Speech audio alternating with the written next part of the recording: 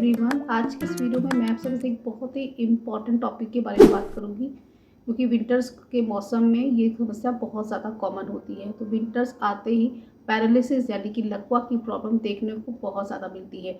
तो आज के इस वीडियो में मैं आप सभी से बात करूँगी पैरालिसिस क्या होती है, ये क्यों हो जाती है, इसके पीछे क्या क्या कारण होते हैं, कितने प्रकार की होती है और इसको ठीक करने के लिए होम्योपैथिक मेडिसिन कौन सी आप यूज़ कर सकते हैं।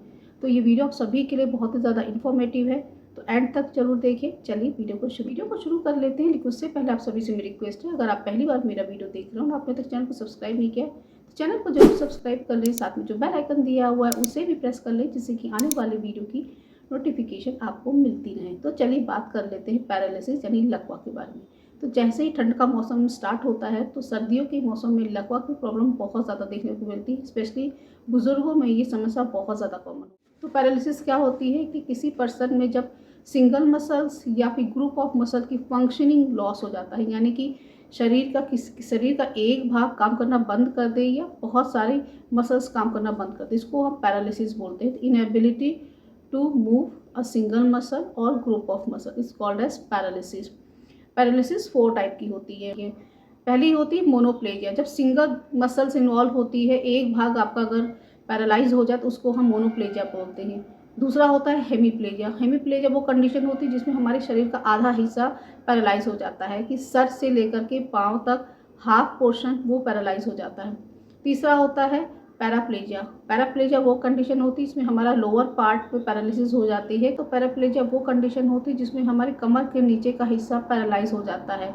आपकी कमर, आपके पैर पैरालाइज हो सकते हैं। उसके बाद लास्ट टाइप होता है 4 टाइप क्वाड्रिप्लेजिया, जिसमें हमारे पूरा शरीर पैरालाइज हो जाता है। इसमें आपका चेहरा भी इन्वॉल्व हो सकता है, आपके हाथ, आपके ट्रंक, आपके पैर, पूरी बॉडी इन्वॉल्व हो जाती है। जो पार्शियल पैरालिसिस होती है उसकी रिकवरी बहुत फास्ट होती है, उसको ठीक किया जा सकता है। लेकिन जो कंप्लीट पैरालिसिस होती है उसको ठीक करना थोड़ा सा क्रिटिकल होता है और मुश्किल होता है। तो इस वीडियो में मैं आप सभी से टॉप 2 होम्योपैथिक मेडिसिन के बारे में बात करूंगी, जो कि स्पेशली पैरालिसिस की कंडीशन को ठीक करने के लिए बहुत ही ज़्यादा यूज़फुल होती है। अगर आपकी पैरालिसिस पार्शियल है और इनिशियल स्टेज पे है तो आप इस मेडिसिन को अगर यूज़ करते हैं तो आपको पैरालिसिस की समस्या से छुटकारा मिल सकता है। लेकिन इसमें थोड़ा सा आपको टाइम लग जाएगा। आप समय के साथ साथ धीरे धीरे आपके अंदर इम्प्रूवमेंट आना शुरू हो। कई बार ऐसा होता है कि फेशियल पैरालिसिस देखने को मिलती है, कि कुछ लोगों का आधा चेहरा पैरालाइज हो जाता है। इस कंडीशन को हम बेल्स पैल्सी कहते हैं। तो ये सभी प्रकार थे पैरालिसिस के। तो अब बात कर लेते हैं पैरालिसिस के पीछे क्या क्या कारण होते हैं। तो नंबर 1 होता है स्ट्रोक। अगर आपको स्ट्रोक की प्रॉब्लम है, आपको पास्ट में कभी स्ट्रोक की समस्या रही होगी। स्ट्रोक ऐसी कंडीशन होती है जिसमें हमारी आर्टरीज में ब्लॉकेज हो जाता है, जिसकी वजह से हमारे ब्रेन को प्रॉपर ऑक्सीजन नहीं मिल पाती है, ब्लड सर्कुलेशन ऑब्स्ट्रक्ट होने लगता है, जिसकी वजह से स्ट्रोक देखने को मिलता है। तो अगर आपको स्ट्रोक की प्रॉब्लम रही है तो स्ट्रोक एक कारण हो सकता है पैरालिसिस का। दूसरा होता है अगर आपका ब्लड प्रेशर बहुत ज़्यादा बढ़ा हुआ रहता है, फ्लक्चुएट करता है और आप ध्यान नहीं देते हैं कि तो ब्लड प्रेशर भी एक कारण हो सकता है पैरालिसिस का। तीसरा होता है कि हाई कोलेस्ट्रॉल। अगर आपका कोलेस्ट्रॉल बढ़ा हुआ रहता है तो उसकी वजह से भी आपको पैरालिसिस हो सकती है, क्योंकि जब कोलेस्ट्रॉल बढ़ता है तो ये हमारी आर्टरीज में जाकर के जमा होने लग जाता है, जिसको हम प्लाक बोलते हैं, जिसकी वजह से हमारे ब्रेन को प्रॉपर ऑक्सीजन नहीं मिलती है और जिसकी वजह से ब्रेन में स्ट्रोक देखने को मिलता है और उसकी वजह से हमको पैरालिसिस भी हो सकती है। उसके बाद होता है हमारी कुछ लाइफस्टाइल होती है। अगर आप बहुत ज़्यादा स्मोकिंग करते हैं या अल्कोहल लेते हैं तो उसकी वजह से भी ये देखा गया है कि पैरालिसिस की समस्या देखने को मिलती है। उसके बाद होता है कि अगर आपको ब्रेन इंजरी हुई है, हेड इंजरी हुई है, तो उसकी वजह से भी पैरालिसिस हो सकती है। या फिर अगर आपको स्पाइनल कॉर्ड में, आपकी रीढ़ की हड्डी में चोट लग गई है तो उसके बाद भी आपको पैरालिसिस देखने को मिल सकती है। और कुछ ऑटोइम्यून डिसऑर्डर्स होते हैं जिसकी वजह से भी हमको ये पैरालिसिस समस्या देखने को मिलती है। तो ये थे कुछ कारण पैरालिसिस की। तो बात कर लेते हैं कौन सी होम्योपैथिक मेडिसिन है जिसको आप यूज़ करके अपनी पैरालिसिस की समस्या को ठीक कर सकते हैं। तो आज मैं सभी से 2 होम्योपैथिक मेडिसिन के बारे में बात करूँगी, जिसको अगर आप लॉन्ग टर्म में यूज़ करेंगे तो इसके रिजल्ट बहुत ज़्यादा अच्छे देखने को मिलते हैं। और अगर आपका कोई एलोपैथिक ट्रीटमेंट चल रहा है तो इस होम्योपैथिक दवाई को भी आप साथ में ले सकते हैं, इसको बंद करने की ज़रूरत नहीं है। तो सबसे पहली मेडिसिन रहेगी वो रहेगी जेलसीमिब, जो कि ग्रेट पैरालाइजर मेडिसिन होती है। सिंगल मसल्स पे भी काम करती है और ग्रुप ऑफ मसल्स पे भी काम करती है।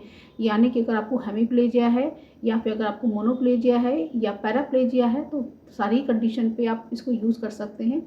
ये एक्यूट पैरालिसिस की बहुत अच्छी मेडिसिन होती है, कि अगर आपको रिसेंटली पैरालिसिस की समस्या हुई है ये तो आप इसको यूज़ कर सकते हैं। तो जैल्सीमियम ग्रेट पैरालाइजर मेडिसिन होती है और नर्व वीकनेस पे और मसल्स वीकनेस पे बहुत अच्छे से काम करती है। तो अगर आपके बॉडी में मसल्स वीकनेस है, जैसे कि हाथ पैर आपके ठीक से काम नहीं करते हैं, नर्व वीकनेस है, जैसे कि आप कोई सामान उठाना चाहते हैं तो आप ठीक से उठा नहीं पा रहे हैं, या आप चलने की कोशिश करते हैं तो आप ठीक से चल नहीं पा रहे हैं, हाथों पैरों में कंपन हो रही है, झुंझुनाहट हो रही है, मसल्स वीकनेस आपको महसूस हो रही है, मांसपेशियों में कमज़ोरी महसूस हो रही है, तो उसको ये मेडिसिन ठीक करती है। तो आप जैल्सीमियम को स्टार्ट कर सकते हैं। अगर आपको पैरालिसिस की समस्या हुई है तो आपको जैल्सीमियम 30 पोटेंसी में यूज़ करनी है। जैल्सीमियम 30 की 2-2 बूंद सुबह दोपहर शाम आप 3 से 4 महीने तक यूज़ करिए। अगर आपको रिजल्ट अच्छे मिलते हैं तो आप इसको 6 से 7 महीने तक यूज़ कर सकते हैं। जैल्सीमियम शॉर्ट एक्टिंग मेडिसिन होती है, तो इसको आपको लंबे समय तक लेना पड़ेगा। अगर लंबे समय तक आप इसको लेंगे तभी इसके रिजल्ट आपको ज़्यादा अच्छे देखने को मिलेंगे। और इस होम्योपैथिक मेडिसिन का कोई साइड इफेक्ट नहीं होता है। तो अगर आपकी पैरालिसिस की एलोपैथिक मेडिसिन चल रही है तो उसके साथ भी आप इसको ले सकते हैं। तो सेकंड होम्योपैथिक मेडिसिन रहेगी कॉस्टिकम। तो कॉस्टिकम भी ग्रेट पैरालाइजर मेडिसिन होती है, बहुत ज़्यादा इफेक्टिव होती है, स्पेशली अगर आपको क्रॉनिक पैरालिसिस की प्रॉब्लम है, आपको पुरानी लकवा की समस्या है, तो उसमें आप इसको यूज़ कर सकते हैं। तो कॉस्टिकम का एक्शन होता है, ये तो क्रॉनिक पैरालिसिस की कंडीशन में काम करती है और स्पेशली ये मसल्स वीकनेस से बहुत अच्छे से एक्ट करती है। हमारी मांसपेशियों पे इसका एक्शन बहुत अच्छे से होता है। तो अगर आपको हेमीप्लेजिया है या पैराप्लेजिया है या क्वाड्रीप्लेजिया है, किसी भी प्रकार का आपको पैरालिसिस की कंडीशन है तो उसको आप यूज़ कर सकते हैं। उसके साथ ही साथ अगर आपके हाथों पैरों में कमजोरी आ गई है, बहुत ज़्यादा थकान रहती है, ठीक से सामान उठा नहीं पाते हैं, होल्ड नहीं कर पाते हैं या प्रॉपर आप चल नहीं पाते हैं, मांसपेशियों में बहुत ज़्यादा कमजोरी अगर आपके आ गई है तो कॉस्टिकम उस पर बहुत अच्छे से एक्ट करती है। तो कॉस्टिकम आपको 30 पोटेंसी में लेनी है। कॉस्टिकम 30 की आप 2-2 बूंद सुबह दोपहर शाम 3 से 4 महीने तक आप यूज़ कर सकते हैं। तो आप जैल्सीमियम 30 और कॉस्टिकम 30 का कॉम्बिनेशन आप ले सकते हैं। इस मेडिसिन को आप 3 से 4 महीने तक यूज़ करिए अगर आपको पैरालिसिस की प्रॉब्लम है। धीरे धीरे आपकी जो पैरालिसिस की जो समस्या है वो पूरी तरीके से ठीक होना शुरू हो जाएगी और आपकी मसल्स में और नर्व में इम्प्रूवमेंट आना शुरू हो जाएगा। इस होम्योपैथिक दवाइयों को लेने के साथ साथ आपको कुछ बातों का भी ध्यान रखना है, कुछ प्रिकॉशन को भी फॉलो करना है। जैसे कि मैंने आपको भी बताया है कि जो पैरालिसिस के कारण होते हैं कि हाई ब्लड प्रेशर या कोलेस्ट्रॉल की प्रॉब्लम, तो उसके लिए ज़रूरी है कि आप अपने कोलेस्ट्रॉल लेवल को कंट्रोल में रखें। अगर आपका ब्लड कोलेस्ट्रॉल लेवल बढ़ा हुआ है तो उसको आप कम करें। आपको ऑयली स्पाइसी फूड नहीं खाना है, तली हुई चीज़ें नहीं खानी है, बटर नहीं खाना है, घी नहीं खाना है, क्योंकि इसको खाने से आपका कोलेस्ट्रॉल बढ़ता है, ट्राइग्लिसराइड बढ़ता है। दूसरा होता है अगर आपको ब्लड प्रेशर बढ़ा हुआ रहता है तो अपने ब्लड प्रेशर को आप कंट्रोल में करना शुरू करें, नमक का सेवन कम से कम करें और अपने ब्लड प्रेशर की रेगुलर मेडिसिन लेते रहें। इसके साथ ही साथ अगर आपका वेट बहुत ज़्यादा है, क्योंकि वज़न भी एक कारण हो सकता है पैरालिसिस के लिए, तो वेट को आप अपने कंट्रोल में रखें, वेट को कम करके रखें। तो इन दवाइयों को आप लेते रहिए, साथ ही साथ कुछ प्रिकॉशन को फॉलो करिए तो डेफिनेटली बहुत अच्छे रिजल्ट आपको देखने को मिलेंगे। सो फ्रेंड्स, ये था डिस्कशन पैरालिसिस के बारे में। आई होप ये वीडियो आप सभी को पसंद आया होगा। फ्रेंड्स, वीडियो पसंद आया तो वीडियो को लाइक करना बिल्कुल ना भूलें, चैनल को जरूर सब्सक्राइब करने। मिलती हूँ नेक्स्ट वीडियो में, तब तक के लिए थैंक यू सो मच।